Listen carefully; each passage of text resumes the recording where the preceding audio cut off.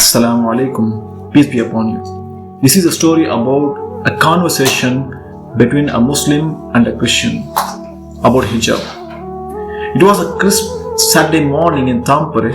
The streets of Hervanda Keskus were lively as people walked through the bustling square, heading to shops, cafes and tram stops. Near a small table set up for street dawah, Ibrahim stood with a warm smile, engaging with the people around them. Pamphlets about Islamic teachings were neatly arranged and a sign read, "Ask about Islam, free coffee and discussion." At around 11:30 a.m., a Finnish woman named Rika approached Ibrahim. She was in her mid-30s, wearing a long coat, her blonde hair flowing freely in the winter breeze. She had a curious yet skeptical expression as she looked at Ibrahim and the materials on the table. Rika said, "Hello, can I ask you something?" Ibrahim nodded warmly. "Of course, that's why we are here." Rika crossed her arms and said, "I have always wondered, why does Islam force women to wear hijab? Isn't that oppression?" Ibrahim smiled, anticipating the question. He said, "Yes, that's a good question. And I appreciate you asking me directly. But first, let me ask you something. Do you believe Finland is a free country?" Rika replied confidently, "Of course." Then Ibrahim continued, "Exactly. Here in Finland, Muslim women wear the hijab by their own choice. No one is forcing them. Just like you choose what you wear, they also choose. That is freedom, right?" Rika hesitated. "Yeah, but still, why would anyone choose to cover themselves like that?" Ibrahim gestured to the people around. "Look around. Everyone chooses their own clothing based on what they believe in. Some dress modestly, some don't. Muslim women cover themselves because Allah, the creator of all humans, commands them to do so as an expression of modesty." Rika raised an eyebrow. "But why would God care about what women wear?" Ibrahim's voice was calm and he said, "Allah is all wise. He knows what is best for His creation. If a Muslim woman is convinced that wearing the hijab is a form of modesty because Allah commands it, then how can it be oppression?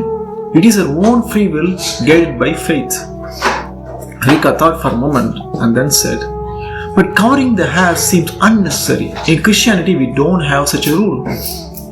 Ibrahim smiled knowingly and then he said, "Actually, did you know that the Mary, whom we call Virgin Mary, and we call Maryam, peace be upon her, wore a headscarf?"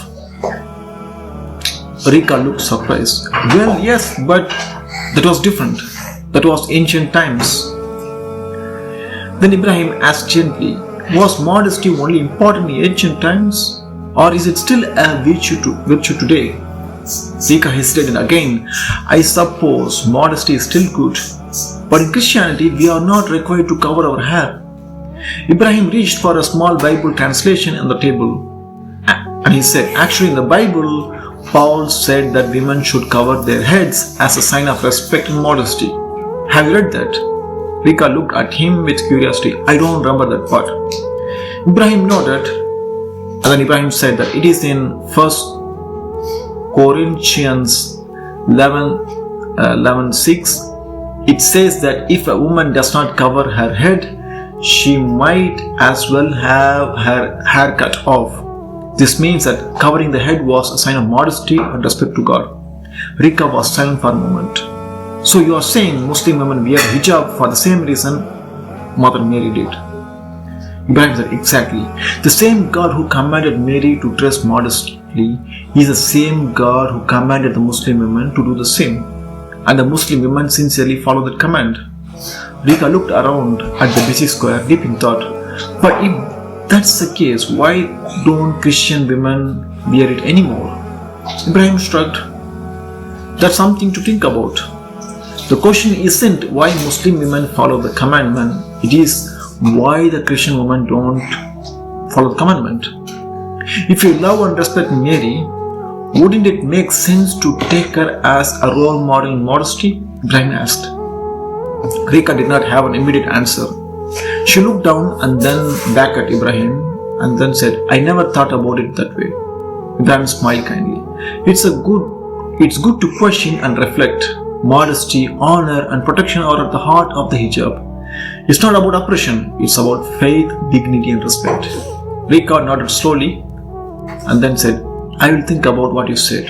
She took a pamphlet from the table and thanked Ibrahim before walking away, still lost in thought. As she disappeared into the crowd, Ibrahim whispered a silent dua, May Allah guide her to the truth. A message to reflect on.